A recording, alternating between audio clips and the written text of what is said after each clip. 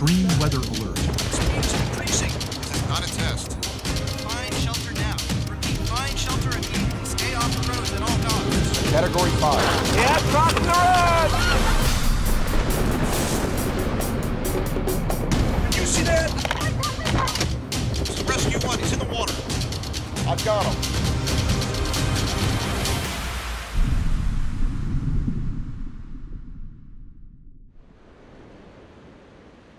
Our collective weather memory as humans seems to be limited to extreme events, those that were particularly impactful on our lives. As a result, we also tend to assume that one weather extreme will lead to another. Is there any valid argument to this assumption? One of the most common ways you will hear extreme weather events linked to one another is through El Niño. Let's start with extreme snowfall. Winter 2009-2010 will long be remembered along the East Coast, especially Washington, D.C. This was the winter when Washington, D.C. was shut down by big winter storms that were nicknamed Snowpocalypse, Snowmageddon, Snowverkill, and Snowcane. The memory of that winter will forever be associated with the extreme snowfall of that year. So, was it a really brutal winter? In terms of temperature, no. This graph shows the December through February average temperature from 1964 to 2015. Winter 2009-2010 was actually just 1 degree Fahrenheit colder than the climatological average temperature for those 3 months, which is 34 degrees Fahrenheit. Now, in terms of precipitation, the 3 winter months of 2009-2010 rank as the 5th wettest since 1964. Most of that precipitation fell as snow, which is why this winter is the record setter for the most snowfall in a single season in Washington, D.C. at 56.1 inches. That winter broke a very long-standing record of 54.5 inches set in 1899. Now, historically, it all washes out. The highly variable nature of Earth's weather systems makes it difficult to find statistical significance in extremes from one season, leading to more extremes in the next. Well, what caused the brutal winter of 2009-2010 in Washington, D.C.? Did we know it was coming months in advance? Is there any predictability in seasonal weather? Imagine I gave one end of a long rope to a person standing 100 feet from me. If I were to snap my end of the rope, the wave that would create would travel through the rope and eventually hit the hand of the person at the other end. Just as the fibers of the rope are connected, so are the weather patterns in the atmosphere. A disturbance, such as a wave in the jet stream in one part of the world, can propagate and eventually impact the weather in another part of the world. El Niño events are a perfect example, but not the only example, of what are known as teleconnections in the atmosphere. The story of El Niño starts with an abnormality first recognized by fishermen working off the coast of Peru. In a normal year, Peruvian fishermen cast their nets into the nutrient-rich, cold waters in the eastern equatorial Pacific. Vast schools of Peruvian anchovies live in these waters, making it one of the most productive fisheries on Earth. The fish are an integral part to the Peruvian economy, and their presence makes other industries possible too. For example, this large bird, called a gannet, feeds on the anchovies and nests in the rocks along the ocean shore. The feces of this bird are actually collected and sold as one of the best natural fertilizers on Earth. The term El Niño dates all the way back to the late 1800s, when Peruvian fishermen began using the term to describe the strange warming of the ocean. The fish and the birds would leave these waters when they would warm because at the base of their food chain, the cold, nutrient-rich water was gone. Now, the term El Niño translates from Spanish to English as little boy. But the El Niño event we are discussing is capitalized and refers to a very specific little boy. The periodic Pacific Ocean warming events often peak in intensity during the Northern Hemisphere winter, usually in December.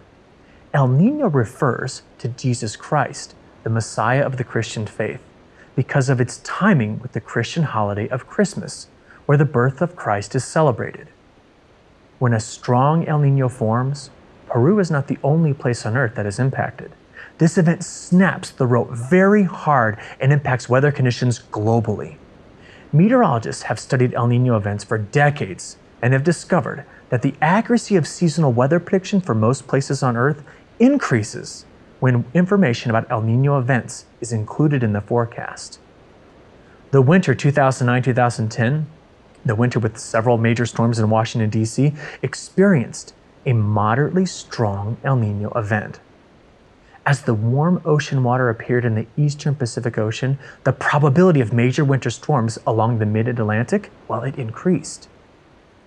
Our goal is to first understand the meteorological processes that control the formation of an El Niño, and then apply that knowledge to long-term weather forecasting. Now, if Earth did not spin, the global wind patterns would be much simpler. As heat builds in the tropics, air would rise, and the air pressure would basically be reduced there. The rising air would then spread to the north in the northern hemisphere and to the south in the southern hemisphere. The flow of the air begins to descend as it reaches the north and south poles. It will then begin to flow back toward the equator, completing two large loops, one in the southern hemisphere and one in the northern hemisphere. These large looping circulations are called Hadley cells. Earth's spin breaks these cells up into 2 or 3 wind belts. Each wind belt is defined by the direction and is sandwiched between centers of high and low air pressure. These pressure belts alternate such that low air pressure is near the equator, high air pressure in the subtropics, low pressure again in the mid-latitudes, and then high pressure on the poles. As a direct consequence of this pressure patterns, winds in the low pressure of the tropics flow from the east. Winds in the mid-latitudes flow from the west, and winds in the polar regions flow from the east again. This is why weather for those that live in the United States comes from the west. Our general circulation pattern is dominated by westerly wind flow, the so-called westerlies. To the south of these, the winds flow from the east near the equator. Sir Gilbert Walker was a British physicist who, among many other things, applied his field of study to understanding global wind patterns. One of his greatest achievements was in understanding fluctuations in monsoonal airflow over India. Now, while there, he discovered that the strength of the trade winds would fluctuate periodically, especially in the Pacific Ocean. Wind is a direct consequence of pressure differences, so Walker paid close attention to global pressure patterns. His observations led to the discovery of the Southern Oscillation, a crucial aspect of an El Niño event. This is also why El Niño events are also referred to as ENSO events, ENSO standing for El Niño and the Southern Oscillation. Earth's atmosphere and ocean operate as a coupled system. Changes in one lead to changes in another. Let's unravel the meteorology of an El Niño event by looking at the normal circulation pattern in the equatorial Pacific Ocean. On average, the pressure patterns across the Pacific Ocean are arranged such that 2 large semi-permanent high-pressure systems form off the west coast of the United States and South America. Across the Pacific, lower air pressure resides over Australia and Indonesia. Let's now overlay the typical airflow patterns around these high and low pressure systems. It becomes clear that an east to west wind will flow along the equator as a result of this pressure pattern. These are the trade winds of the Pacific Ocean. Near Australia, the trade winds converge and rise above the surface low pressure system. Rising air expands and cools, which leads to condensation and the development of clouds and rain. The rising air eventually hits the tropopause and is forced to spread horizontally in the upper parts of the troposphere. Some of this air flows back to the east over the top of 10,000 miles of open Pacific Ocean. The air begins to sink toward the surface as it nears the high-pressure centers in the eastern Pacific. Now, sinking air compresses and warms, which lowers the relative humidity of the air, and as a result, skies are clear above high-pressure centers. We call this circulation pattern the Walker cell, named after Sir Gilbert Walker. The ocean responds to this atmospheric circulation by following a very similar manner. The trade winds blow surface waters to the west. The sun beats down on the water and warms it considerably. As the trade winds pile this warm water up in the Western Pacific, sea level rises between 10 and 50 centimeters due to thermal expansion of the water. Downwelling of the warm surface waters occurs as the current meets the Australian continent. The current then begins to flow back to the east, far below the ocean's surface. At these depths, the water is quite cold, but as it reaches South America, the water returns to the surface. Upwelling occurs when this ocean circulation brings cold, nutrient-rich waters to the surface off the coast of Peru. The gradient in the thermocline, which is the rate of change of temperature of the water as a function of its depth, is much different in the Western Pacific than the Eastern. The warm water extends much deeper in the west compared to the east. Much warmer water resides at a greater depth in the Western Pacific when the Walker cell is in its normal phase. During an El Nino, this circulation weakens or is reversed, and the thermocline evens out as the warm water sloshes back to the east. This occurs as the low air pressure that resides over Australia and Indonesia becomes anomalously high, while the high pressure in the Eastern Pacific becomes anomalously low.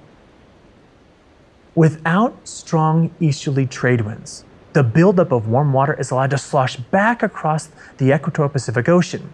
Long, deep waves of warm water propagate to the east. These waves are identified as Kelvin waves. This animation shows a cross-sectional view of the Pacific Ocean. The y-axis represents depth, and the x-axis is the horizontal distance across the ocean. Notice the large Kelvin wave of warm water that is pushing east and surfacing along the coast of South America. These anomalously warm plumes of water are constantly monitored by an array of buoys placed across the Pacific Ocean. These same buoys capture observations of wind speed and direction. As an El Nino develops, the trade winds can weaken, stop, and even reverse. The global wind maps we see in textbooks are averages, but an El Nino can affect the existence or direction of trade winds. Strong El Ninos have repeated westerly wind bursts, where pulses of wind race from west to east across the Pacific. Monitoring westerly wind burst strength and frequency is a key in determining the strength of an El Nino event. Now, a telltale sign that an El Nino is occurring is to watch for warm sea surface temperature anomalies. This animation shows the evolution of the 2015-2016 El Nino. Meteorologists monitor sea surface temperatures across 4 separate regions in the Pacific. These regions are called Nino Region 1 and 2, which are near the west coast of Peru. Nino Region 3, which encompasses the eastern equatorial Pacific. Nino Region 4, which covers the western equatorial Pacific, and Nino Region 3.4, which covers the central equatorial Pacific. Now, no 2 El Nino events look the same. For example, 2 recent strong El Nino events occurred in 1997-98 and 2015-16. At first glance, the differences are not obvious. Both events had large warm anomalies that spread across the equatorial Pacific Ocean. But if I take the difference between the 2 years, you can see that Nino Regions 1 and 2 were significantly warmer in 1997, while Nino Regions 3, 4, and 3.4 were warmer for 2015. The subtle differences are important to note because El Nino events disrupt global circulation patterns. This disruption is why meteorologists monitor El Nino so very closely. When these waters warm and the trade winds change, the weather changes across 10,000 miles of open ocean. This change is synonymous with a large snap in the rope. Global weather patterns are connected, and a large perturbation in the Pacific leads to significant weather changes downstream. Since the 1950s, sea surface temperatures and pressure patterns in the Pacific have been closely monitored. This graph shows the 3-month running mean of sea surface temperature anomalies from 1950 to 2015 in Nino Region 3.4. El Nino events are defined as positive sea surface temperature anomalies that exceed at least 1/2 degrees Celsius. The 5 largest events on record through 2015 occurred in 1972-73, 1982 and 83, 1997-98, 2009 and 2010, and then 2014, 15, and 16. Each event had a different flavor, though, with respect to the timing and strength and duration of each event. Some events are brief, lasting 6 to 12 months, like the 97-98 event. Other events take much longer time to unfold. For example, weak El Niño conditions lasted off and on for nearly 6 years from 2002 to 2007.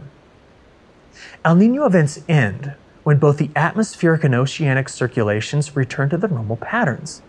High air pressure builds in the east, and lower pressure forms in the west, and the trade winds resume their normal westward flow.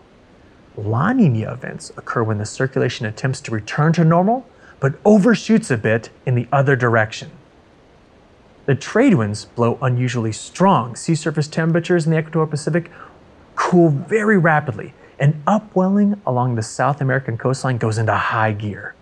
When El Niño was named by Peruvian fishermen, and again refers to Jesus Christ, La Niña was named by scientists studying the phenomena and refers to no one, okay? La Niña events are just as powerful as El Niño events in terms of disrupting global weather patterns, though. Let's examine the sea surface temperature graph for El Niño region 3.4 again. Notice how large El Niño events are often followed by prolonged and equally large La Niña events. This animation shows the evolution of the strong La Niña of 1998. Notice how the warm sea surface temperatures dissolve and colder than normal conditions build across the Equatorial Pacific Ocean. To accomplish this, the speed of the Walker circulation must increase above its base state. So how do El Niño and La Niña impact weather globally? What changes in weather should we expect if meteorologists are forecasting the development of an El Niño? Thousands of peer-reviewed publications have attempted to answer these exact questions, and the summation of their work reveals these wintertime patterns. Now, regional variability is high, but in general, this map shows how weather patterns change December through February. Weather patterns can also be affected at other times of the year. This graph shows precipitation anomalies throughout the entire year. Let's break this map down and look at a few key regions. Now, the two most directly impacted locations are Peru and Australia, Indonesia. El Niño events are notorious for causing major flooding in Peru. The return of warm water to the eastern Pacific lowers the air pressure, and frequent showers and storms build in that region. Now, normally, coastal Peru is quite dry, with most regions receiving less than 30 inches of rain per year. Some locations receive less than 10 inches. Lima, the capital of Peru, on average receives less than 3 inches of rain per year. The atmosphere is very stable here due to the presence of semi-permanent higher air pressure. During an El Niño, Lima can receive an entire year's worth of rainfall in a single afternoon. Flooding, landslides, and mudslides occur frequently during El Niño. Agriculture production is severely impacted as well. So historically, El Niño has had a large negative impact on the Peruvian economy. But El Niño does not have the same effects everywhere. 10,000 miles away, far across the Pacific Ocean, the opposite weather patterns unfold. El Niño conditions typically bring higher air pressure and clearer skies to Indonesia and Australia. Drought often develops on that side of the Pacific. 2006 is widely regarded as the driest year on record for the continent. Leading into this year, there were 3 straight years of El Niño conditions, not strong El Niño, but enough to shift Australia toward drought. While El Niño was not the sole cause of this drought, it was partially responsible for weakening the low pressure system that typically provides this region with its rainfall. Not all El Niño events create drought in Australia, but historically, there is a high probability of drought when El Niño conditions develop. The 2015 East Pacific hurricane season was one for the record books. A normal hurricane season will have 15 named storms. To become named, remember, the tropical cyclone must reach tropical storm strength. 2015 had 28 named storms. A normal hurricane season in the East Pacific will have 7 hurricanes, 3 of which become major hurricanes of Category 3 status or higher. 2015 had 15 hurricanes, 10 of which became major hurricanes. Additionally, the 2015 East Pacific hurricane season featured the most powerful and most intense hurricane in the Western Hemisphere history. Hurricane Patricia set the record for the lowest air pressure at 879 millibars and the fastest winds at 215 miles per hour. What role did El Niño play in all of this? Hurricanes cannot survive very well in environments with cold surface temperatures or high wind speeds.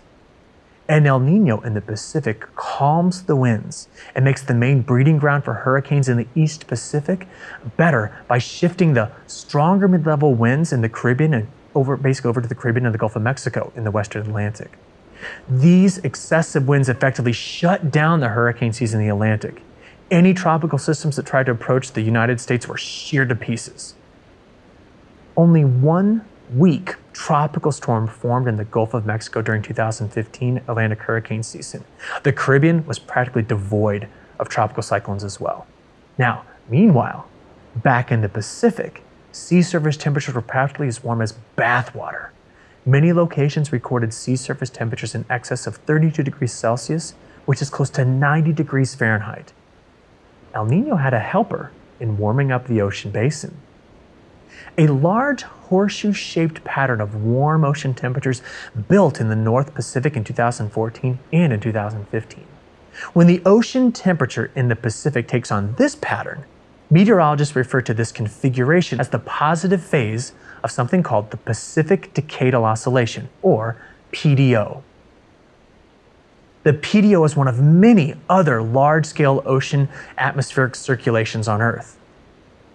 A cool tongue of water stretches from China to the north central Pacific, but is surrounded by warm ocean temperatures along the west coast of North America.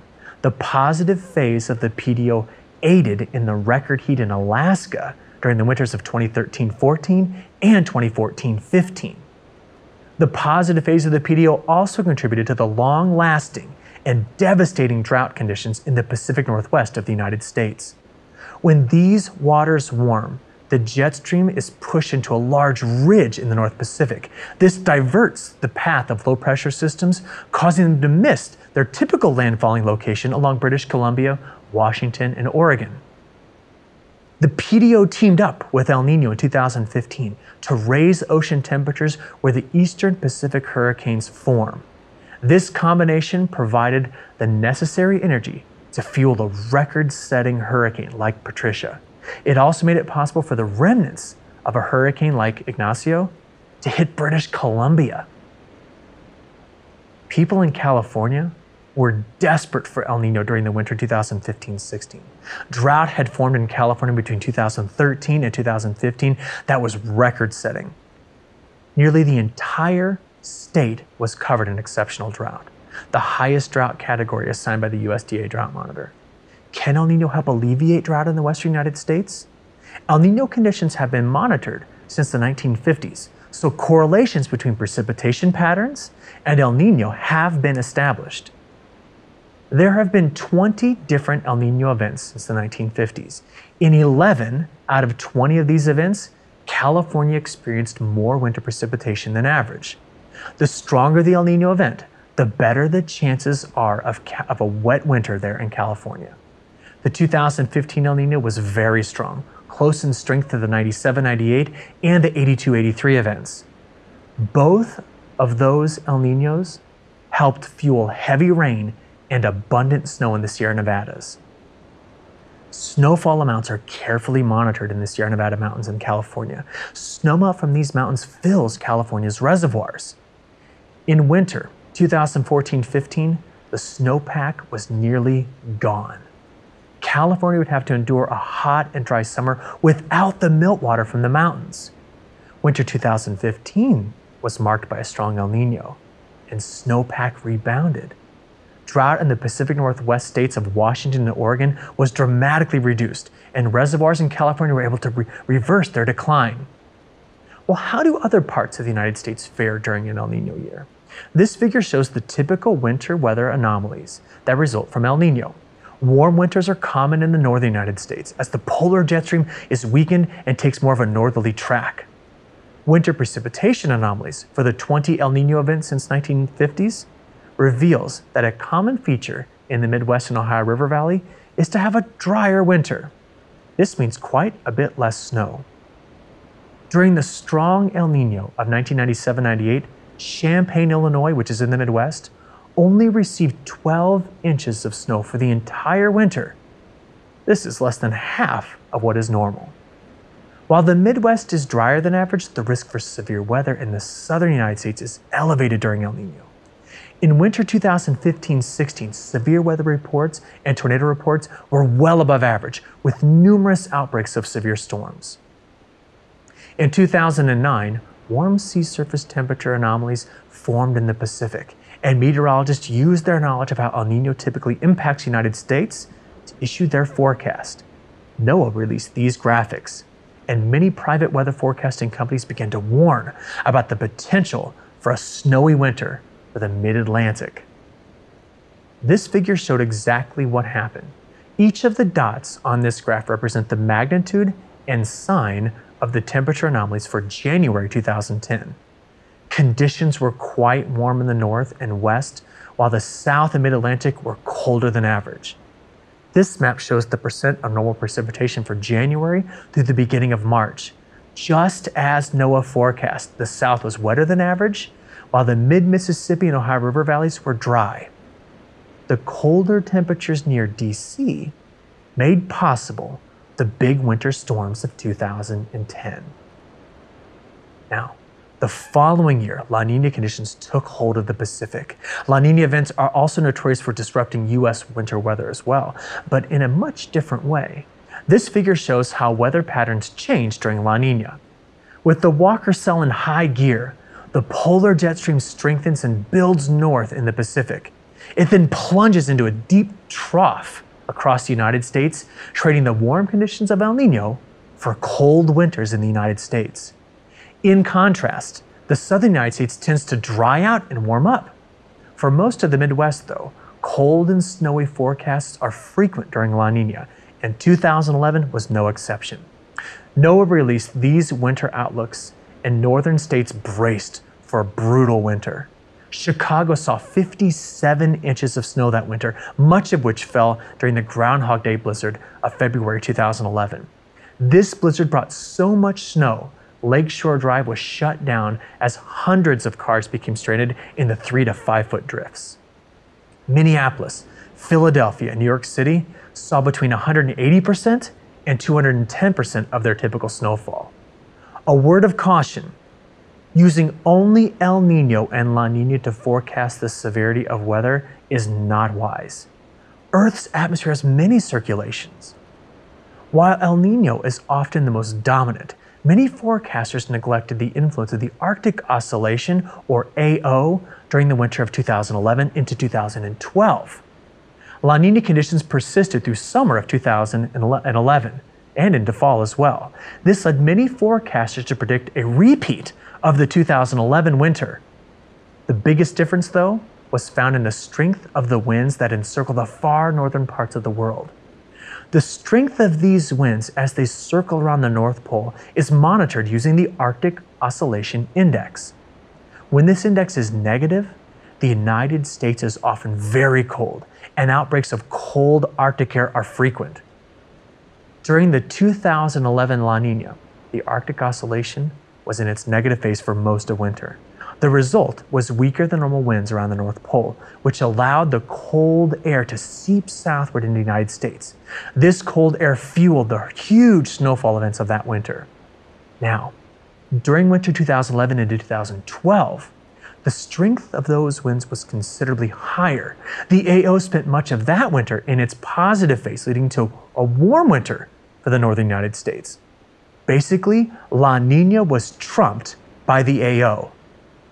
The AO signal was so dominant that early March temperatures matched typical July and August temperatures across the Midwest.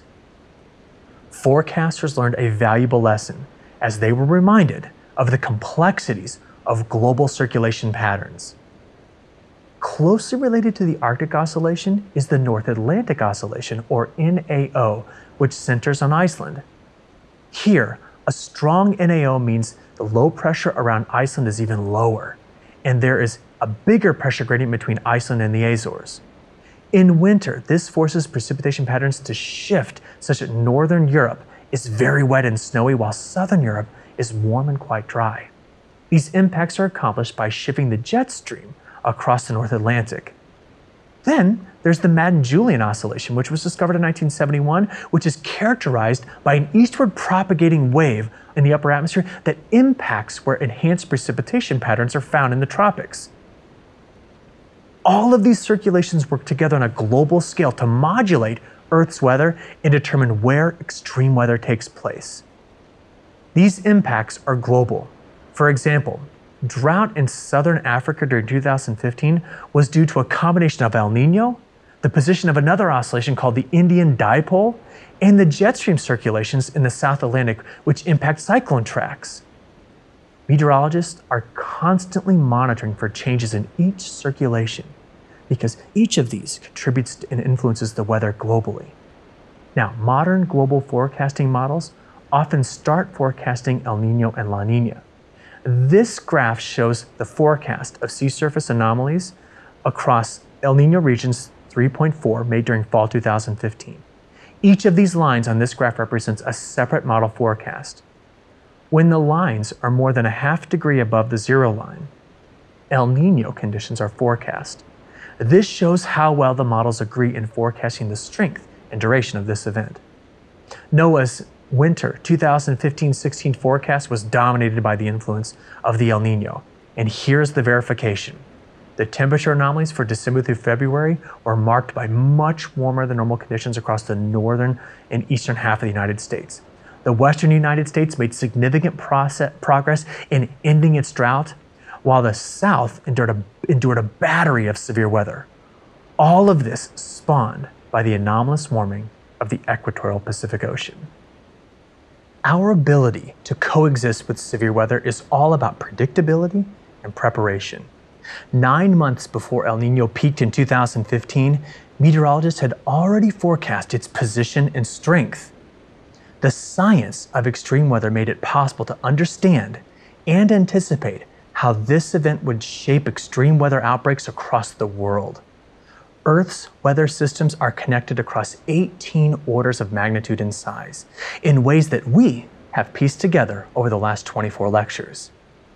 One thing is certain: as populations continue to grow, the intersection of human lives with severe and hazardous weather will only increase as well. After all, severe weather is happening somewhere on Earth every day. The difference is you now understand why such weather happens, indeed, why extreme weather is ultimately necessary and often even valuable. Given all that you've learned, I hope that following the weather becomes an even more fun and satisfying activity for you. And most important, keep in mind that being prepared and utilizing what you've learned can save lives. Because we know that extreme weather will strike again.